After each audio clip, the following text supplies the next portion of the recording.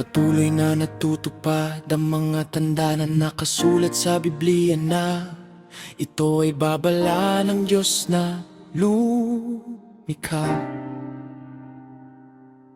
Kabi-kabila ang mga trahedya na nangyayari sa daigdig na marami ang napipinsala. Bumabangon ng maraming takot at pangamba dulot ng mga kalamidad na mapaminsala. Paalaala ito ng Diyos ng kanyang babala na mas mahalaga siya kesa sa mga bagay dito sa lupa. Naging abala ang mga tao sa mga paggawa at mga bagay sa lupa kesa sa pagsamba. Kinamutan ng Diyos na lumikha na nagbibigay ng mga biyaya at walang hanggang pagpapala. Hindi pinahalagahan ng mga tao ang pagsunod at pagtupad sa kanyang mga banal na salita na totoong napag-aalaga.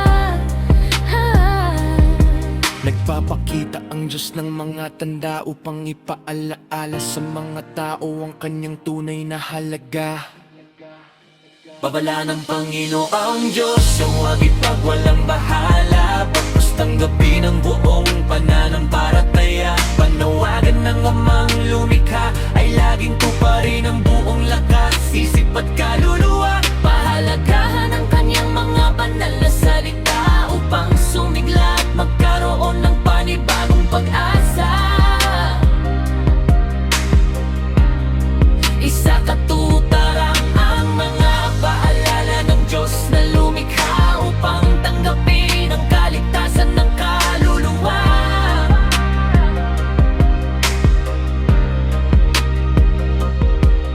Kinamutan ng mga ayaya ng Panginoong di Diyos upang mapagtagumpayan ang alok ng masama. Tumalima agad sa babala ng Diyos upang hindi masadlak sa kalagayang aba at kaawa-awa. Iwasan ng mga paglabag at pagsuway upang wag mapahamak ang kaluluwa. Iwaksi ang paggawa ng mga kasalanan at magpakasigla sa mga pagsamba sa Diyos upang tanggapin ang kanyang habag at awa. Tandaan na mabababala ng Diyos upang makarating sa bayang banal na inihahanda. Pagkaingatan ng mga banal na salita upang magmana ng buhay na walang hanggan, na wala ng pagdurusa.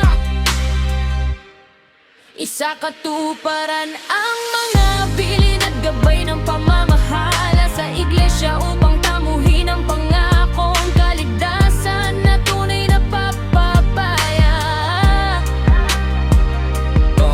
Maging masunurin at lubos na magtiwala sa Diyos na lumikha upang tanggapin ang maraming mga biyaya. Babala ng Panginoong Diyos ay huwag ipagwalang bahala, bagkus tanggapin ang buong pananampalataya. Hariyan ang mga banal na salita upang magmana ng buhay na walang hanggan, na wala ng pagdurusa.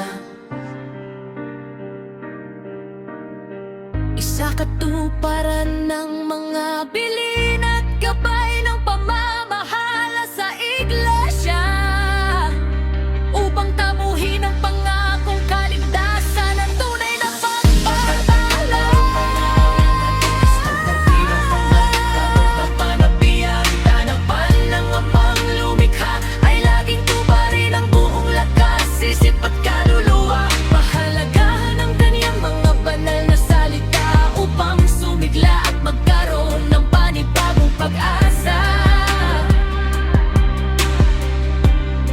Isa katuparan ang mga paalala ng Diyos na lumikha upang tanggapin ang kaligtasan ng kaluluwa.